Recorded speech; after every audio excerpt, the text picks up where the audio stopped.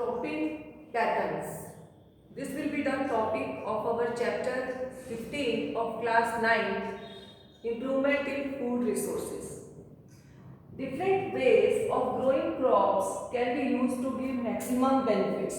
अगर हम क्रॉप को, फसल को अलग अलग तरीकों से उगाते हैं, उनकी देखभाल करते हैं, उनको काटते हैं, तो हमें ज़्यादा बेनिफिट हो सकता है, मतलब हमें ज़्यादा उपज जो है वो प्राप्त हो सकती है। तो वो कौन कौन से तरीके हैं जिनके द्वारा हम डिफरेंट क्रॉपिंग मेथड्स एडॉप्ट कर सकते हैं। तो first one is mixed cropping, growing two or more crops simultaneously on the same field is called mixed cropping. Mixed cropping क्या है? एक ही जमीन के ऊपर अगर हम दो या दो से अधिक फसल साइमल्टेनियसली उगाते हैं तो उसको हम मिक्स्ड क्रॉपिंग कहते हैं। जैसे व्हीट और ग्रैम, जैसे हम गेहूं और चने को साथ में उगा सकते हैं। उसके बाद हम व्हीट और मस्टर्ड को उगा सकते हैं, सरसों और गेहूं को साथ में उगा सकते हैं। तो इससे क्या होगा, अगर एक क्रॉप जो है खराब हो जाती है तो दूसरी क्रॉप से हमें बेनिफिट हो जाएगा। And it also ensures against failure of one crop and reduces risk and gives insurance against the good crop. So the second one is intercropping. What is intercropping? Intercropping is growing of two or more crops in a different patterns. अगर हम definite patterns में एक या दो से अधिक crop को उगाते हैं एक ही फील्ड के ऊपर, तो उसको हम इंटरक्रॉपिंग कहते हैं। जैसे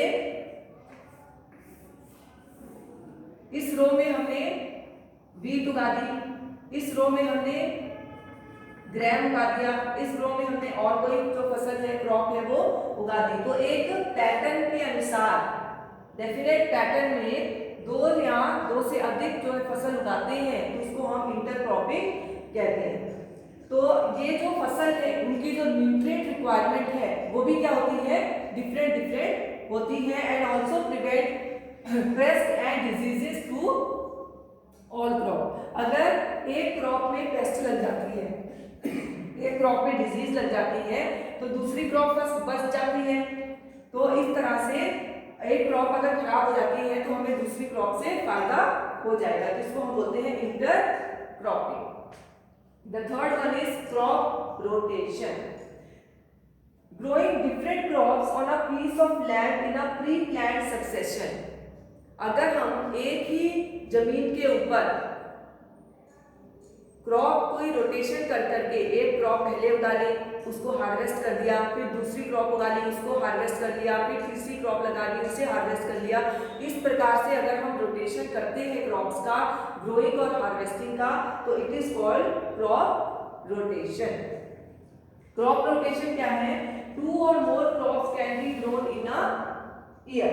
एक ही साल में, इससे क्या फायदा होता है क्रॉप रोटेशन में कि हमें एक ही साल में दो या तीन फसल की जो है उपज वो प्राप्त हो जाती है। So this was the cropping patterns, mixed cropping, intercropping and crop rotation.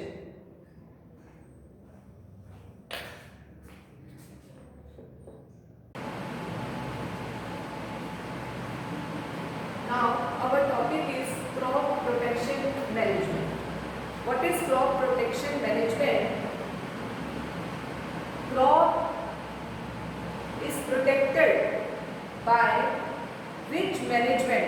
हम अपनी क्रॉप को किस मैनेजमेंट के द्वारा प्रोटेक्ट करते हैं? That is called crop protection management. Our field crop is infested by various weeds, pests, insects and diseases.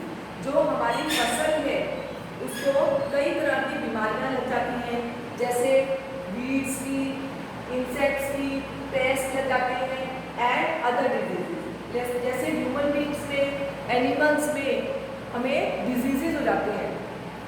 उसी तरह जो हमारी फसल है उसको भी अगर हम प्रॉपर केयर उनकी नहीं करेंगे तो उनको क्या हो जाएगा, पेस्ट इंसेक्ट्स वगैरह डिजीज जो है वो अटैक कर जाएंगे। इसलिए फ्रॉम टाइम टू टाइम हमें अपनी क्रॉप को क्या करना चाहिए, प्रोटेक्ट करना चाहिए। अब हम बात करेंगे वीड्स की। वीड्स क्या है? Weeds are the unwanted plant that grow with the crop. Weeds क्या है? वो प्लांट्स जो अनवांटेड है, मतलब हमें उनकी इच्छा नहीं है क्रॉप के साथ, मतलब वो अनवांटेड है, they are of useless that grow with the crop, they are called weeds. इसको हम हिंदी में खरपतवार भी कहते हैं। इनको हम फसल के साथ उगाते नहीं है, ये फसल के साथ जो है वो अपने आप ही उग जाती है। ये जो वीड्स है, it compete for food, space and life. ये जो वीड जो है वो कम्पीट करती है क्रॉप के साथ, फूड, स्पेस और life. Weeds are of many types. Weed, एक वीड का नाम है like xanthium, xanthium, parthenium, they are the type of weeds. So if not taken proper management, अगर हम इनकी प्रॉपर मैनेजमेंट नहीं करते हैं अगेंस्ट प्रोटेक्शन, तो ये जो वीड्स है वो क्या करती है, they compete for light, space and food and they get the nutrients और they snatch the nutrients which we have given to the crop. और जो हमारी फसल है, क्रॉप है, वो जब क्या हो जाती है, खराब हो जाती है। सो removal of weed is very necessary. इसलिए हमें खरपतवार को फसल के साथ जो उगी हुई है उसको काटना या उसको निकालना फील्ड से बहुत ही ज़्यादा जरूरी है। Insect pest attack in 3 ways। जो इंसेक्ट पेस्ट हैं वो क्रॉप को 3 तरीके से अटैक करते हैं। कैसे? They cut root, stem and leaf. वो क्या कर देती है, उसकी जड़ को, उसकी स्टेम को, तने को और उनकी पत्तियों को नष्ट कर देती है। They suck cell sap from various parts of the plant. वो जो सेल सैप होता है हमारे प्लांट्स के अंदर, उसको सक कर लेते हैं। And they bore into stem and fruits, और वो फ्रूट्स और स्टेम को भी खराब कर देते हैं। कौन? Insect pest. So there proper management is very necessary. इसलिए हमें इनका जो है वो ध्यान रखना पड़ेगा कि क्रॉप को वो खराब ना करें। जैसे हम लोगों को कोई डिजीज लग जाती है, कोई बीमारी लग जाती है, तो हम उसका क्या करते हैं, इलाज करते हैं, दवाई लेते हैं, सिरप लेते हैं। तो उसी तरीके से अगर क्रॉप में कोई बीमारी लग जाती है, कोई डिजीज लग जाती है, तो हम उसमें क्या करते हैं, दवाइयाँ छिड़कते हैं। And they are called weedicides, pesticides.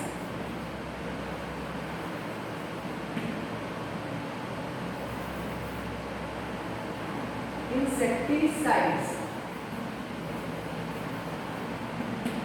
So these are the chemicals which we spray on the crop and our crop is protected. इनका हम छिड़काव करते हैं क्रॉप के ऊपर और हमें स्वस्थ फसल जो है वो मिल जाती है। अगर हम इनका छिड़काव ज़्यादा कर देते हैं फसल के ऊपर, तो हमारे सॉइल की फर्टिलिटी भी खराब होती है, सॉइल की उपज खराब होती है और फसल भी नष्ट हो जाती है। सो प्रॉपर टाइम और प्रॉपर ड्यूरेशन और प्रॉपर उसकी क्वांटिटी जो है वो मेंटेन करके रखनी चाहिए, जो हम केमिकल्स जो है वो हम क्रॉप के ऊपर छिड़क रहे हैं।